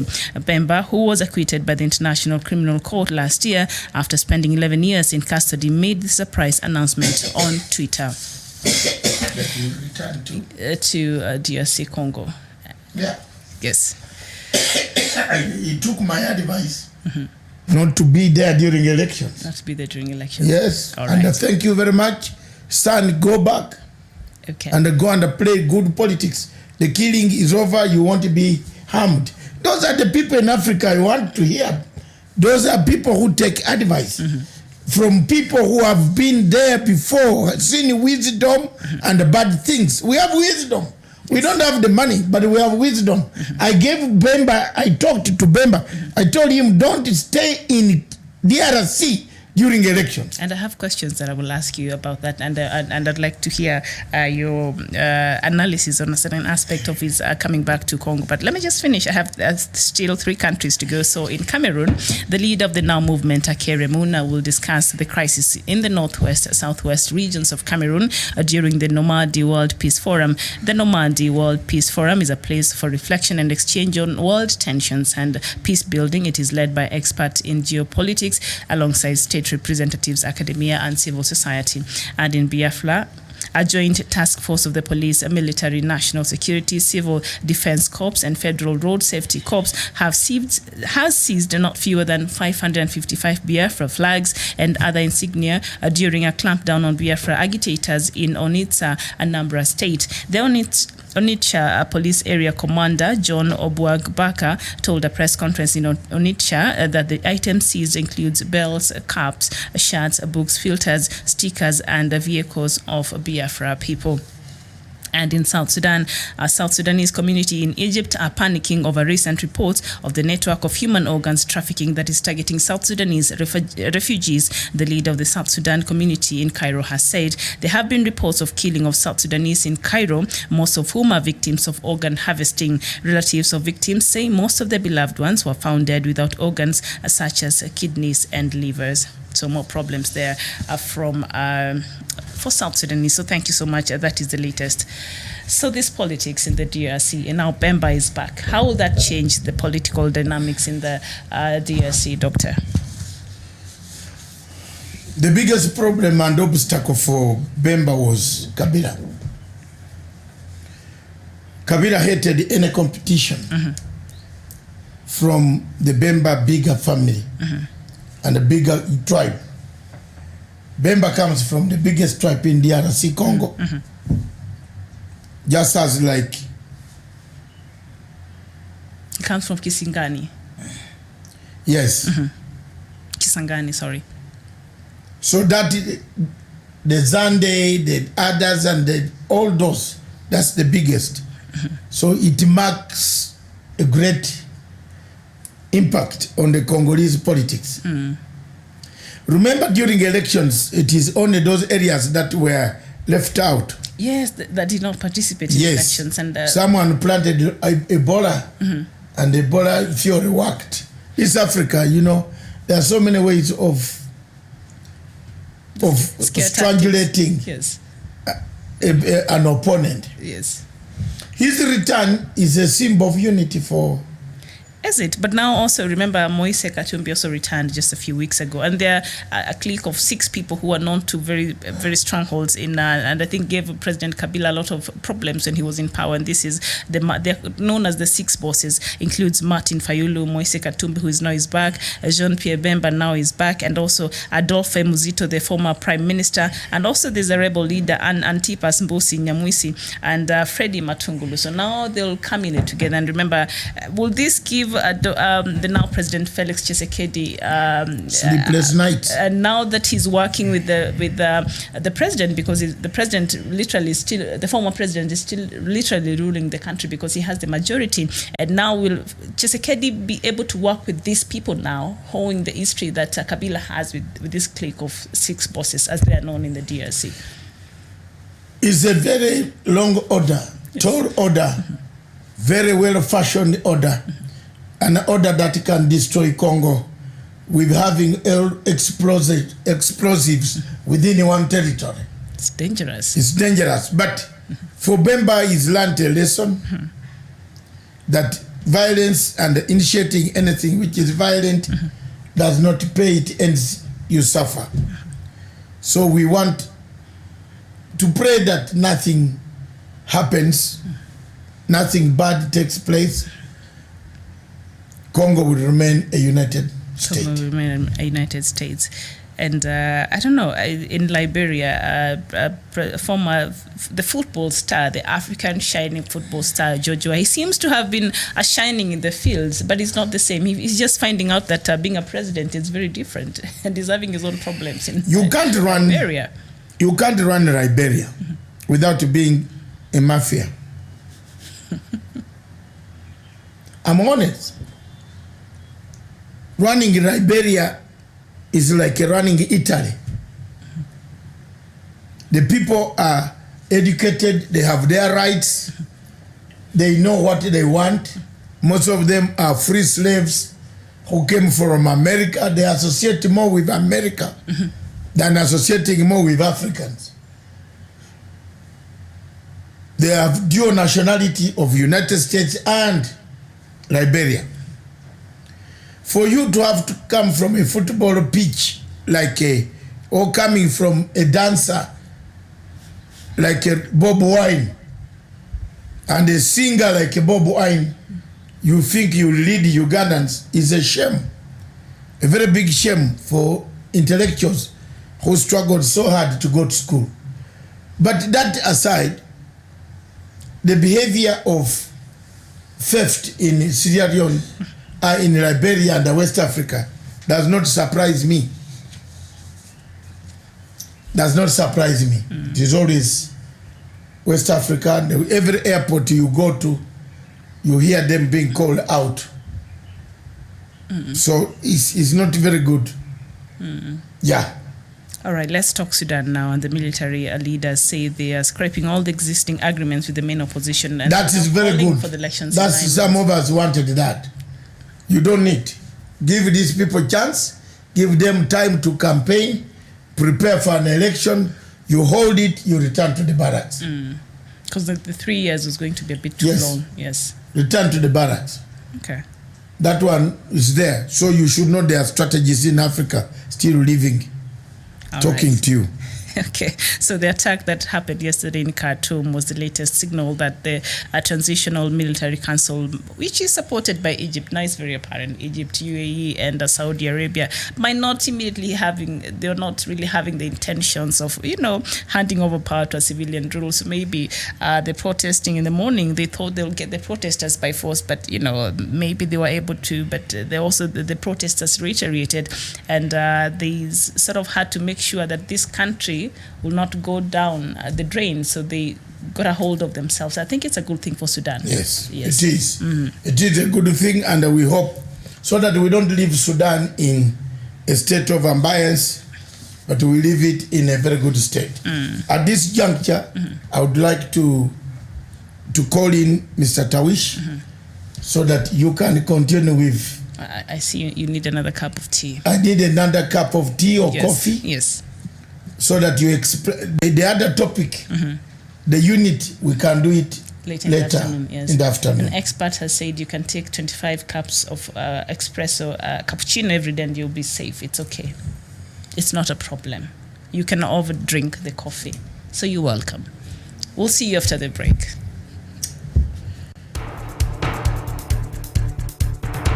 It is ridiculous and it is against the laws of nature that we can have somebody sitting pretty who takes home more money than the credible entrepreneur who is doing actual production of goods and services.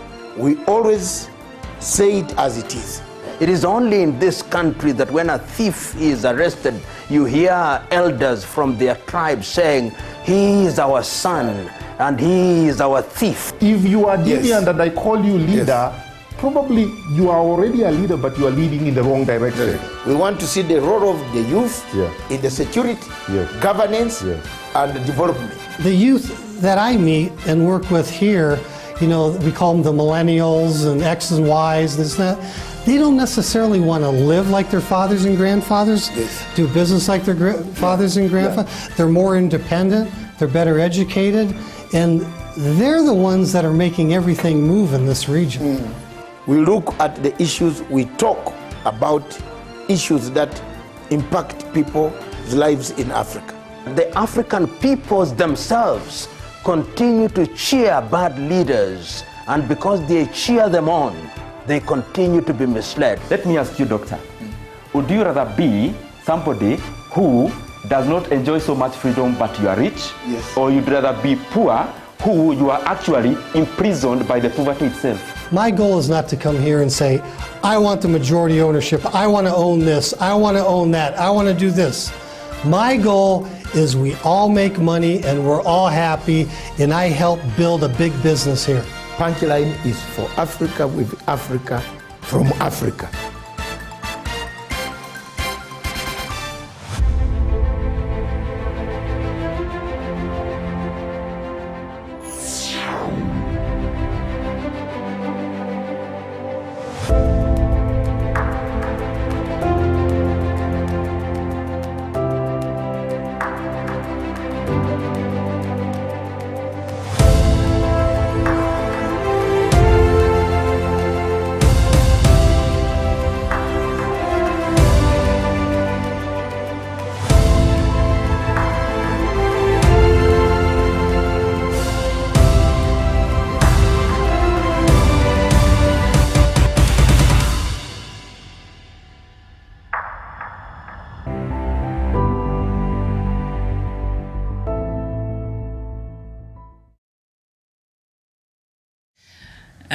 Welcome back, and this is Good Morning Africa. Dr. Matsanga just took a break. He's going to take care of some businesses, but I'm joined by Mr. Samuel Tawish, who will be with me in the remaining about half an hour of the show, and we just go through some of the news that is making headlines in Africa that I just read, and also in Kenya. I think we still need to talk about the money. Samuel, thank you and welcome to the show.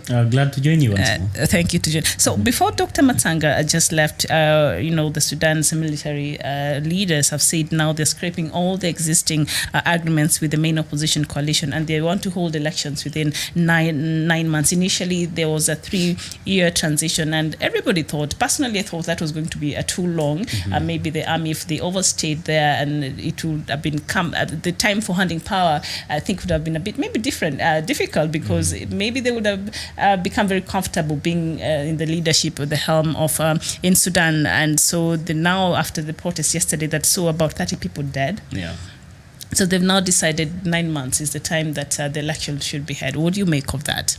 Well, in situations like this, every move that you make really poses a keen interest. I mean, people really want to know, why is the military having this change of heart all of a sudden to have these elections 9 months, yet they had agreed that they were going to conduct it in 3 years from now. So all of a sudden they have come out and said, now we are going to have this election in 9 months. But again, you're seeing they're giving conditions and saying, or rather wishing away the earlier agreements rather that they had with the opposition parties. So that also poses a very big challenge, and throws the entire process of transition into confusion, because people don't really understand why will they say we are having this election in 9 months, but again we're not going they're putting down all other agreements that they had with the opposition parties. I mean, that also raises more eyebrows as regards to all these processes ahead of this transition. And talking about raising eyebrows, initially after the ousting of President Omar al-Bashir, yes, and they ousted the other army leader,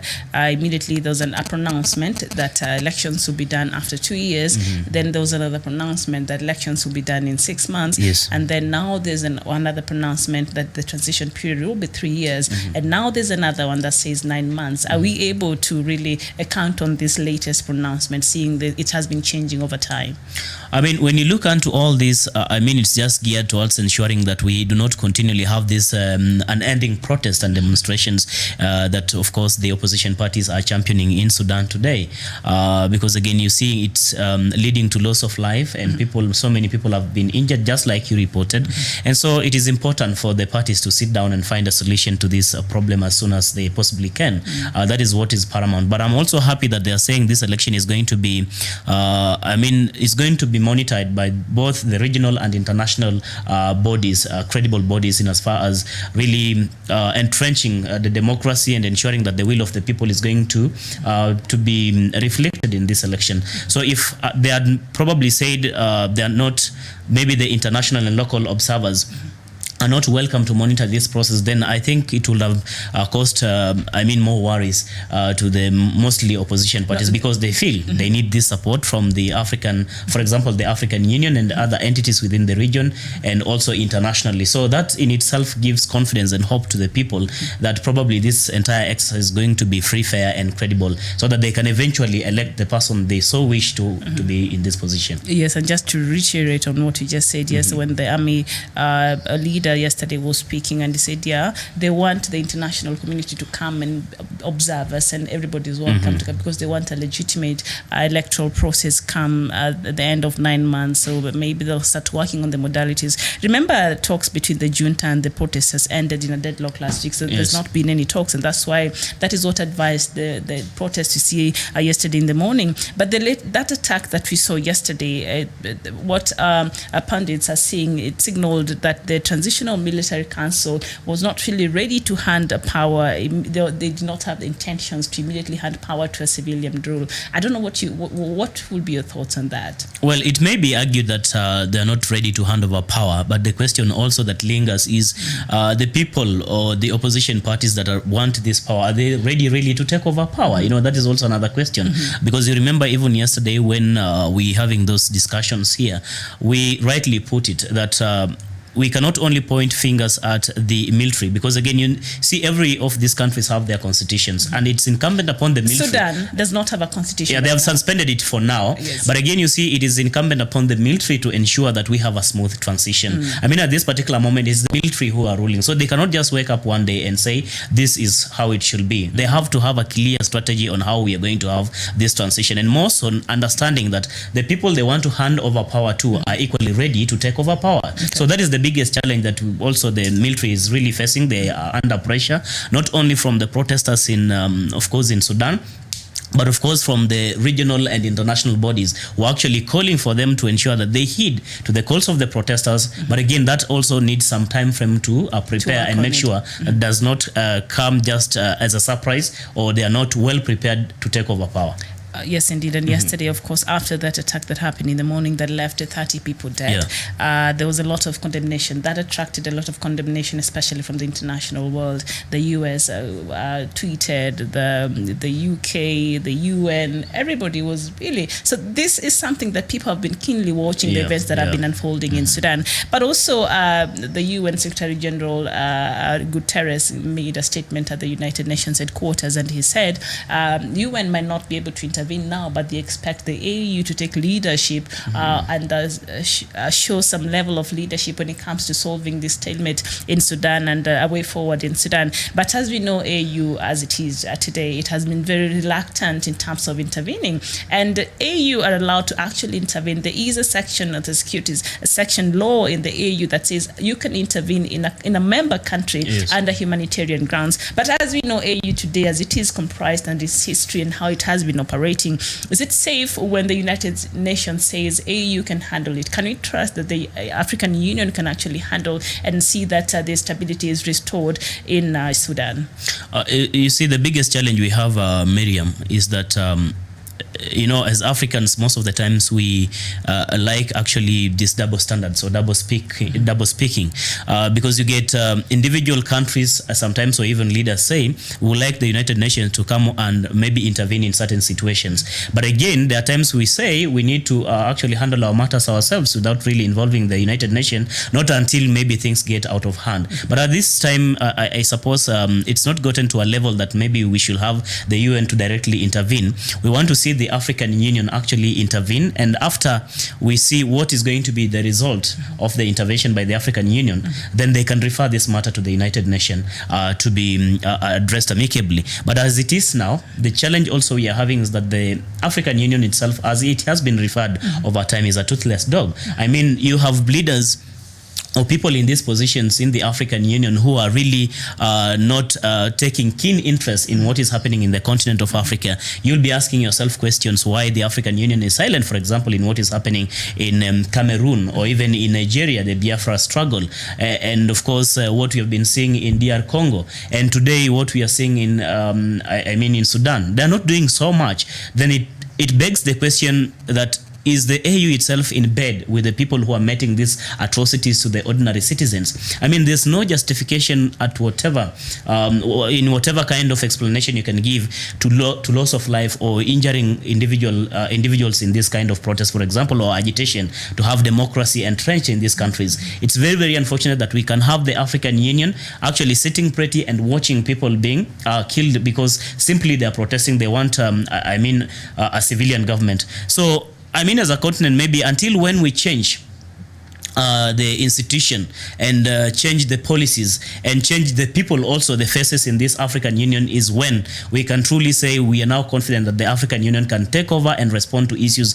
regarding Africa. So by you saying that we should change the faces, do we just need to change the faces, or what is it that you're looking for in terms of leadership of the African Union? It's just the face that we need to change. The point we are having, the point here is, Miriam, is that you have individuals who have been compromised. I think that is the bottom line. You have people who have been forcefully put into this office so that they can be micromanaged from whatever quarters. Because again, you are aware of what happened with the election of the officials at the African Union last time. I mean, it was a vigorous campaign, but eventually, I mean, the people who are put into some of those offices did not quite get the confidence and trust of most of the African leaders, to say the least. So that tells you that there's another hand, I beg your pardon, there's another hand that's out there to ensure. Because now if African Union is under the control of another foreign entity, for example, or individuals who are hell-bent to ensure that they can continually,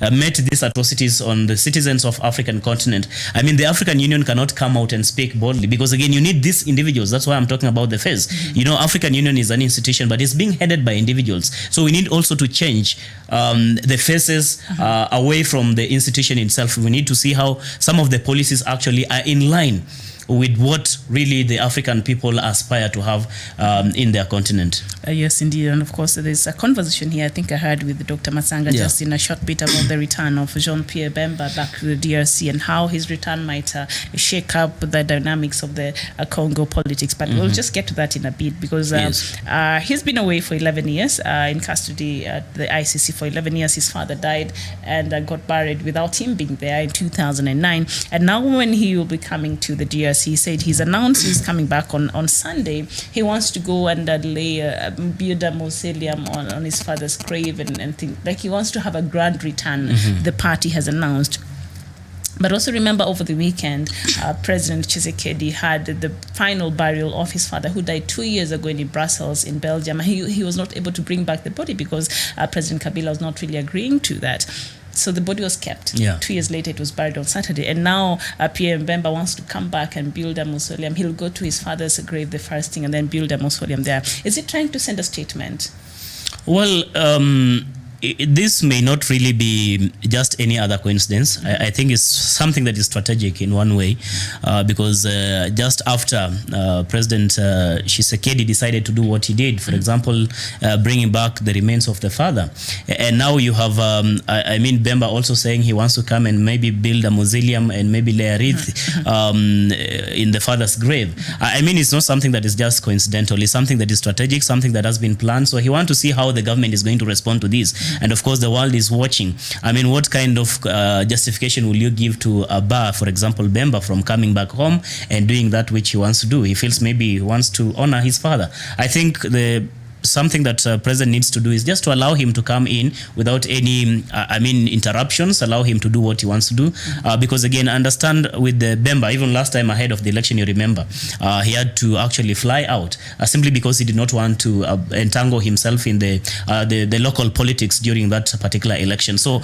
coming back now that the president has already been elected, he's been sworn into office, calmness has returned, so he should just be allowed to get back to the country and do that. I mean, I don't read any politics, but again, like I said, it's strategic. Of course, President Felix Tshisekedi has been trying to do things a bit different, a departure from what we saw President Joseph Kabila did during his time of tenure. And now that Jean-Pierre Bemba has returned, and also I mentioned that when we were talking here with Dr. Matsanga, and also one revered political opposition figure, Moise Katumbi, also returned a few weeks ago. And now we see that, of course, Martin Fayulu has not accepted that the president really won fair and square, so he's still contesting the election of President Tshisekedi. And now they're known as six bosses. Normally they refer to that in the DRC. There's Martin Fayulu, there's Moise Katumbi, Jean-Pierre Bemba, and the former Prime Minister Adolphe Muzito, and there's another rebel leader, Antipas Mbusa Nyamwisi, and also somebody known as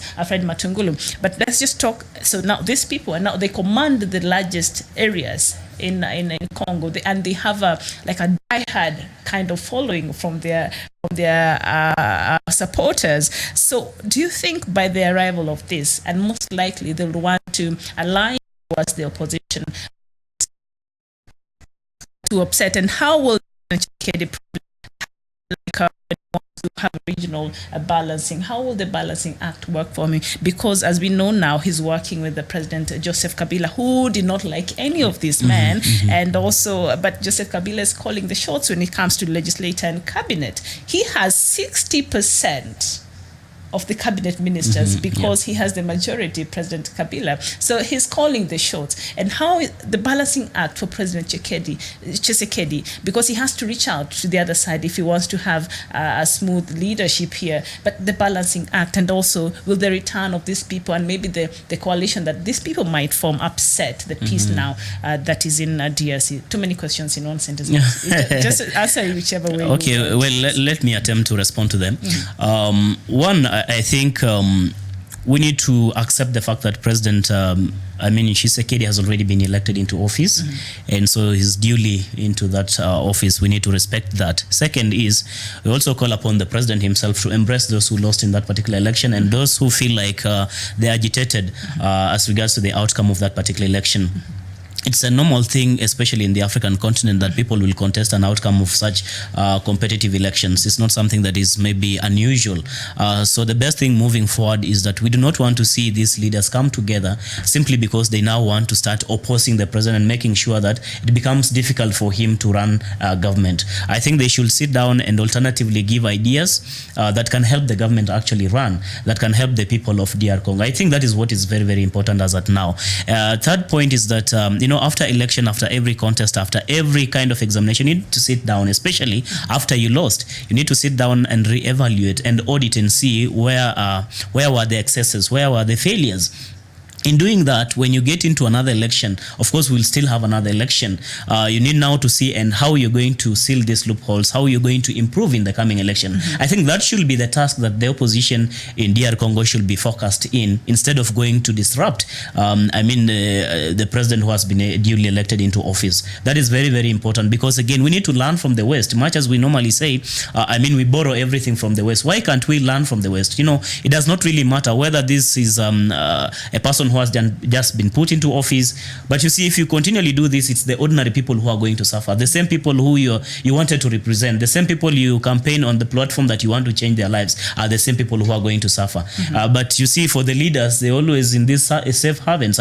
You cannot even reach where they stay. So that's a very big challenge that we need to have as leaders, but a big, a passionate appeal to President himself that he has to embrace these other leaders. It is normal for someone to feel disgraced, to feel like they are low because they have lost in an election or in competition. So the president has to reach out to these people to see how they can build this DR Congo together, instead of actually just leaving them out like that. Because again, when they come together, it becomes a very big challenge, especially the opposition. If they come together without the president himself, it becomes a very big challenge.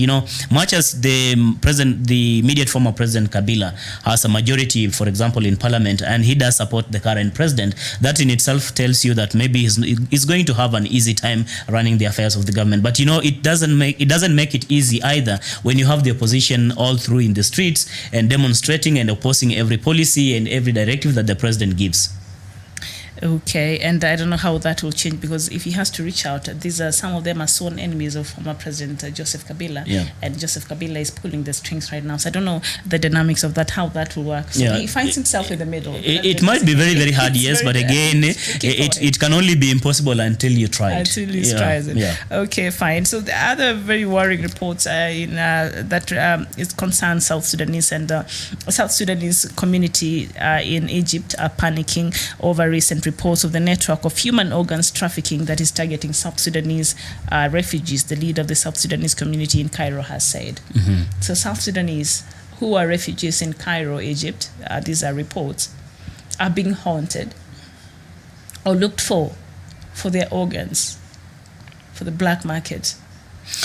And we have leaders at home who bringing back, making sure that there's a conducive atmosphere for the citizens to come back is not really a priority for them. I don't know how you would even look at this.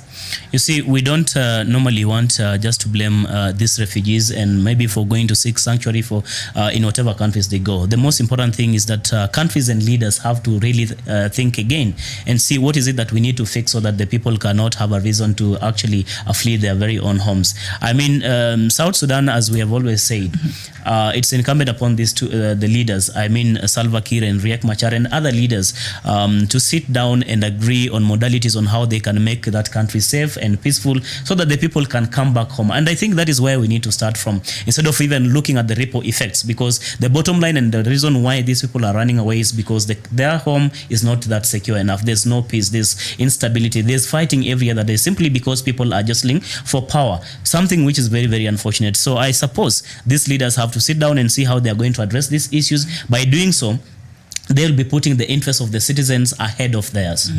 Do you think they have a will, like President Uhuru Kenyatta during the 17th annual prayer breakfast in Kenya here, where President Kiir was one of his invited guests, and he told him peace, but also there has to be a will to find that peace. Do you think there's a will for peace, especially when it comes to the top leadership of South Sudan? Do you think they are willing even to have that peace, or they're benefiting from this chaos? Well, the will to have this peace in itself is still remains rather questionable. Why am I saying so? Because it's been long overdue. We've seen so many, interventions to see these leaders come together and bury the political, animosity that they have had over time. But you see, every other time they sign an agreement, they end up again, reneging on the same agreements. That tells you that there's really not, the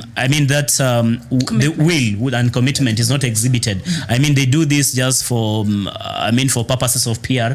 But after they retreat back to their troops, they get back to themselves. That's a very big challenge that we are having. So we cannot lose hope, at least now. We still need to push these individuals to sit down and agree, because again, when they were fighting to actually secede and have the country of their own, they were doing this purportedly for the interest of the people. So we cannot have the same people actually leaving their very own people, fleeing their countries, having blood shed in this country simply because the two leaders cannot agree. So it is time, whether they have that will or they don't have, we still have to push and have several other interventions to see that they have to agree whether they like it or not. Whether they like it or not. Yeah. And also in Biafra land, a joint task force of the police and military, national security, civil defense force, you name it, over the weekend they seized as so much Biafra flags, not less than 555, and other things from Biafra. The government, Buhari government, is not relenting on really clamping down of the people from Biafra land. Will there be a day that Biafrans will sit and say, you know what, we are happy that we have our own state? Is there hopes from how things are right now with the Nigerian government? The journey to freedom, Miriam, and perhaps to the viewer, is never easy. It's never really, they call it, how do you refer it, is not that an easy, rather a journey. It's a difficult one. People will lose their blood, people will lose their lives, people will be displaced. There are so many things that happen in the quest to have freedom. So in this case, what I want to laud the people of Biafra is that they have remained resilient in the face of all what President Buhari has been doing, and or even those other presidents who are before Buhari. Because they have been in this struggle for far too long, they have hoped that maybe eventually President Buhari was going to listen to them and see whether we can have a referendum so that they can decide really through this ballot whether they are going to go separate ways or not. But we are not seeing that forthcoming. But again, this resilience still pushes and reminds President Buhari and even the regional leaders who are really like sitting on the fence. They don't want to take side. They don't want to really tell what is their position as regards to this. We are silent on these atrocities. We wait until the international community or even ICC maybe comes, and then that's where we will start again complaining and lamenting that maybe the international community is poking their nose on matters Africa. It is incumbent upon us to see how we can remedy this, at least now. But again, the continued killing, displacement of people in Biafra land simply because they want a referendum is uncalled for, is something that we continually want to reprimand and remind President Buhari that does not really matter how long is going to do this? These people of Biafra are still determined. You're saying they're not giving up anytime soon. They're still determined. They've been killed. They have been displaced. I mean, they have no homes as we speak today. I mean, their towns are not habitable anymore. But they have remained resilient. That tells you that President Buhari has to have a change of heart and a change of strategy in as far as addressing these matters are concerned. All right, Samuel Tawisha, thank you so much for joining us today on the show. And hopefully we'll be having another show this afternoon. I don't know, but we'll see hopefully in our next broadcast. But thank you so much for your thoughts and for your input in today's show. So this has been Good Morning Africa. Thank you so much for joining us. Hopefully we can see you in our next broadcast. And if not, then tomorrow early and bright in the morning for another edition of Good Morning Africa. I am Miriam Mugotu. For now, it is bye-bye.